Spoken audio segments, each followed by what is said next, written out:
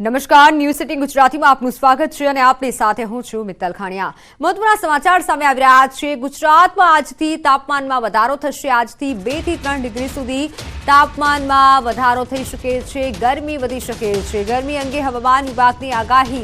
આજે પણ પવનની ગતિ તેજ રહી શકે છે। આવતીકાલથી પવનની ગતિમાં ઘટાડો થઈ શકે છે। આજથી અમદાવાદનું મિનિમમ તાપમાન 18 ડિગ્રી આસપાસ પહોંચી શકશે। હવામાન વિભાગના લોંગ ફોરકાસ્ટ મુજબ ફેબ્રુઆરીના 3 સપ્તાહમાં દિવસ અને રાતના તાપમાન સામાન્ય વધતા ગરમીનો થઈ શકે છે અહેસાસ।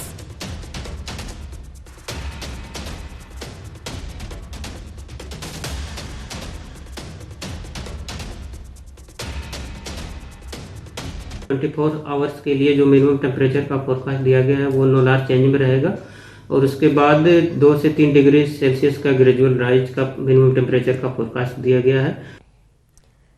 तो बात હવે પીએમ મોદીના યુએઈ પ્રવાસની।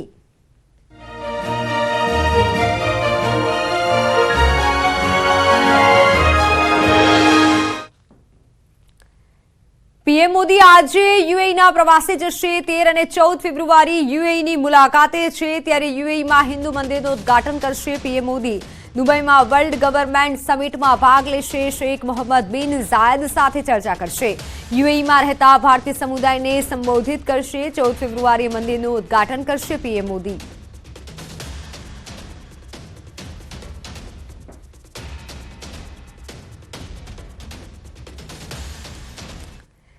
તો હવે વાત શાહના હસ્તે વિકાસની ભેટની।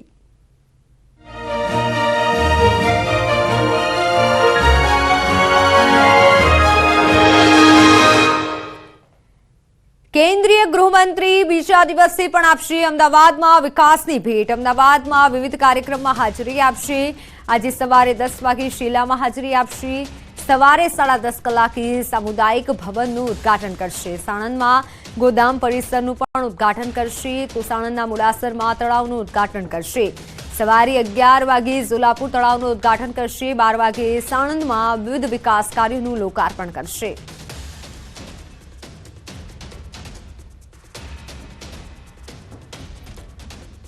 મહામુહિમ રાષ્ટ્રપતિ દ્રૌપદી મુર્મુના ગુજરાત પ્રવાસનો આજે બીજો દિવસ છે। રાષ્ટ્રપતિ આજે વલસાડની મુલાકાત લેશે। ધરમપુરના રાજચંદ્ર આશ્રમમાં ધાર્મિક કાર્યક્રમમાં તેઓ હાજરી આપશે અને બાદમાં આદિવાસી સમાજના લોકો સાથે સંવાદ કરશે।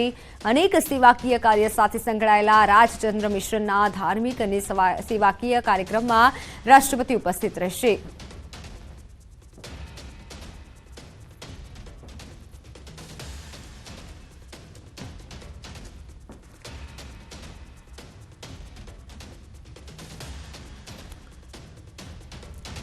તો દિલ્હીમાં ભાજપની મળશે કાર્યકારિણીની બેઠક। લોકસભા પહેલા બેઠક મહત્વની માનવામાં આવી રહી છે। આગામી 17 અને 18 ફેબ્રુઆરીએ બેઠક મળશે। ભાજપના તમામ રાજ્યોના સીએમ જેમાં ઉપસ્થિત રહેશે। ભાજપના એમપી એમએલએ અને પ્રદેશ પ્રમુખ પણ દિલ્હી જશે। ગુજરાતના ધારાસભ્યો સત્ર સેશન બાદ દિલ્હી જશે। તો 10,000થી પણ વધારે ભાજપના નેતાઓ હોદ્દેદારો આ બેઠકમાં જઈ શકે છે। રાષ્ટ્રીય અધ્યક્ષના સંબોધનથી બેઠકની શરૂઆત થશે। બીજા દિવસે બેઠકને પીએમ મોદી સંબોધશે।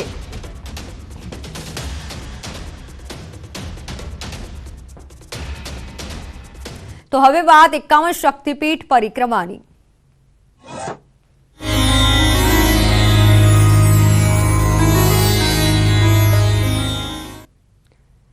યાત્રાધામ અંબાજીમાં પરિક્રમા મહોત્સવનો આજે બીજો દિવસ છે। અંબાજીમાં આજે પાદુકા યાત્રા યોજવામાં આવશે। 51 શક્તિપીઠ 51 મંદિરમાં પાદુકા અર્પણ કરવામાં આવશે। 750 વર્ષોમાં મોટી સંખ્યામાં ભક્તો પરિક્રમા મહોત્સવમાં દર્શન કરવા આવ્યા।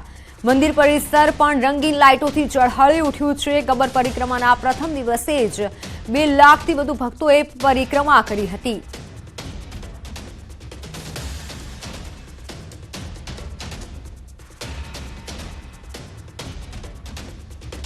તો મારી સાથે સંવાદદાતા મહેન્દ્ર જોડાઈ ચૂક્યા છે। મહેન્દ્ર, હાલ ત્યાં કેવો માહોલ છે? પાદુકા યાત્રા આજના દિવસે યોજાવાની છે, ભક્તોમાં કેવો ઉત્સાહ?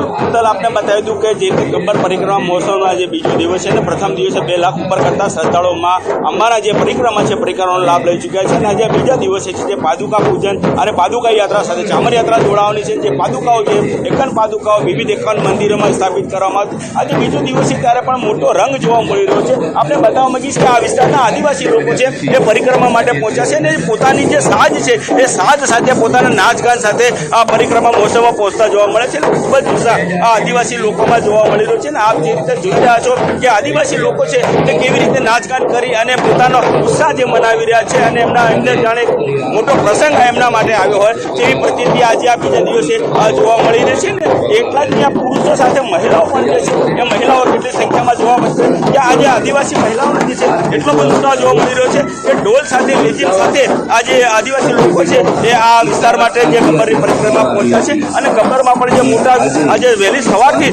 આ બીજા દિવસે મોટી સંખ્યામાં શ્રદ્ધાળુઓ આ ગબ્બરને પરિક્રમા માટે પહોંચ્યા હતા અને આજે બીજા દિવસે પણ મોટી સંખ્યામાં આજે પરિક્રમાનો લાભ મળ્યો. ચોક્કસપણે આ બીજા દિવસે જે બતાવીશ કે 250 જેટલી જે એસટી બસો મૂકવામાં આવી છે. આવા જવાનો તમામ ખર્ચ સરકાર મંદિર ટ્રસ્ટ ભોગવી રહી છે.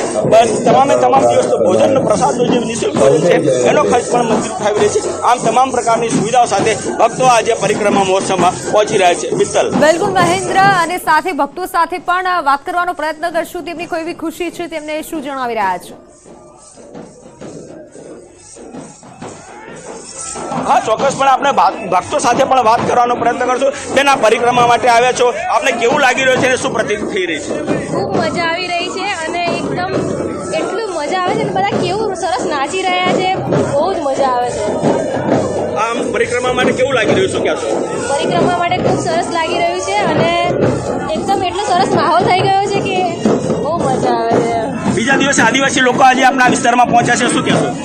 આ જે માતાજીનો જ્યારે 51 શક્તિપીઠનો પરિક્રમા મહોત્સવ જ્યારે ઉજવા જઈ રહ્યો છે ત્યારે આ મા જગદંબા જે આદિવાસી ટ્રાઇબલ વિસ્તારમાં માતાજીના બેસના છે ત્યારે આજે આપ જોઈ શકો છો કે જગદંબા મા અંબાના ચાદર ચોકમાં મા અંબાના ખોળામાં આજે જે અહીંના આજુબાજુમાં જે આદિવાસી જે ભાઈઓ બહેનો છે એ પોતાની આગવી સંસ્કૃતિ જે ઢોલ નૃત્ય કહેવાય, જે હર્ષ ઉલ્લાસનો જે નૃત્ય કહેવાય એ નૃત્ય થઈ રહ્યો છે. ચોક્કસપણે મિત્ર, આપણે બતાવીશ કે જે રીતે પોતાની ભારતીય સંસ્કૃતિ પ્રમાણે પોતે આદિવાસી પોતાની આગવી સંસ્કૃતિ સાથે દર્શને પહોંચી રહ્યા છે અને આ જ રીતે જે 5 દિવસ સુધી આદિવાસી લોકો પણ આ પરિક્રમા માટે પહોંચે તેવું લાગી રહ્યું છે. મિત્ર, બિલકુલ મહેન્દ્ર, આભાર માહિતી બદલ. તો હાલ ઉત્સાહનો ભક્તોમાં માહોલ છે. પ્રથમ દિવસે જ 2 લાખથી વધુ ભક્તોએ પરિક્રમા કરી છે. અન્ય મહત્વના સમાચાર. અમદાવાદમાં લગ્ન બાદ કન્યા વિદાય બાદ જનૈયાઓની જાન હોસ્પિટલ પહોંચી. લગ્નના ભોજન બાદ ખોરાકી ઝેરની અસર થઈ હતી, જેના કારણે કન્યા પક્ષ સહિત જનૈયાઓને ખોરાકી ઝેરની અસર થઈ હતી. રાજપીપળાથી હિમાંશુ ભાવસાદની એક લક્ઝરી બસ કારનો કાફલો અમદાવાદના નિકોલમાં લગ્ન માટે આવ્યો હતો અને નિકોલમાં વિશાલા લેન્ડ પાર્ક હોટલ અને બેન્ક્વેટમાં ઉતારો આપ્યો હતો. ભોજન રખાયું હતું, જેમાં ખોરાકી ઝેરની અસરના દર્દીઓના મતે ભોજન આરોગ્ય બાદ તેમને ઉલટી અને ઝાડાની ફરિયાદો ઉઠી હતી. મોડી રાત્રે કન્યા વિદાય બાદ જાનૈયાઓ સીટીએમ એક્સપ્રેસ હાઈવે પર પહોંચ્યા ત્યારે તેમને અસર થઈ હતી, જેના કારણે 6 લોકોને મણિનગરની એલજી હોસ્પિટલ ખસેડાયા હતા, જ્યારે કેટલાક જનૈયાઓને નડિયાદમાં ઉલટી થઈ હતી, જેથી તેમને ત્યાંની હોસ્પિટલ ખસેડાયા હતા. ભોજન આરોગ્ય બાદ કન્યા પક્ષના લોકોને આ અસર થઈ હતી.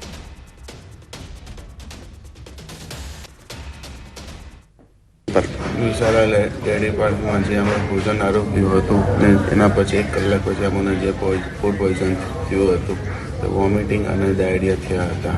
અત્યાર સુધી બહુ બધાની હાલત ખરાબ થઈ ગઈ હતી. તેમાં 13 થી 14 મને હાલમાં વોમિટ થઈ ગયેલી અને રાત્રે અમે 1 વાગે એડમિટ થયા હતા. ગાજરનો હલવો હતો, સ્ટાર્ટઅપમાં સૂપ હતું, પછી સલાડ હતું, પછી દાલ ફ્રાય, જીરા રાઈસ, રોટી, પનીરની સબ્જી હતી, બીજી એક સબ્જી હતી અને છાશ હતી લાસ્ટમાં. અને સ્ટાર્ટિંગમાં અમે ગયા ત્યારે પાઇનેપલનું મિલ્ક શેક ટાઈપ હતું પલ્પનું, એના લીધે એવું થયું લાગે છે. જાનને કેટલા વાગે વળાવવામાં આવી હતી? જાનને 11 વાગ્યા જેવું વળાવી દીધી હતી.